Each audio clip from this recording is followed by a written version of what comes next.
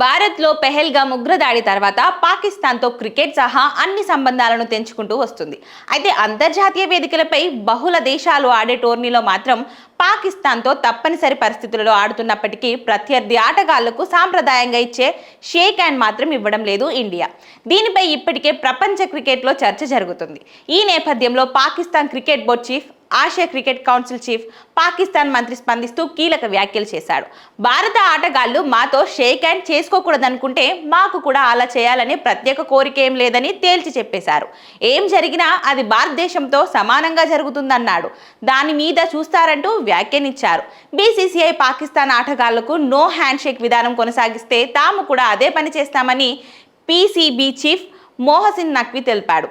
ఈ రోజుకు కూడా తమ నమ్మకం అలాగే ఉందన్నాడు. నన్ను నమ్మండి, ప్రధానమంత్రి స్వయంగా 2 సార్లు నాకు చెప్పారు, క్రీడల్లో రాజకీయాలు రానివ్వకూడదని. మొదటి రోజు నుండి క్రికెట్ రాజకీయాలు వేరుగా ఉండాలనేది మా వైఖరి అన్నాడు. భారత్ ఏ మార్గాన్ని ఎంచుకున్నా పాకిస్తాన్ గౌరవిస్తుందని, కానీ పొరుగు వారితో కూడా సమానంగా పోటీ పడుతుందని నఖ్వీ తెలిపాడు.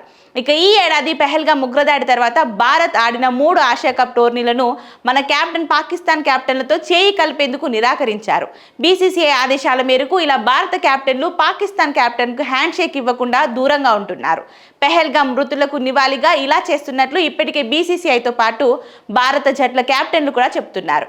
ఈ నేపథ్యంలో పాకిస్తాన్ క్రికెట్ బోర్డు చీఫ్ వ్యాఖ్యలు చర్చనీయాంశమయ్యాయి.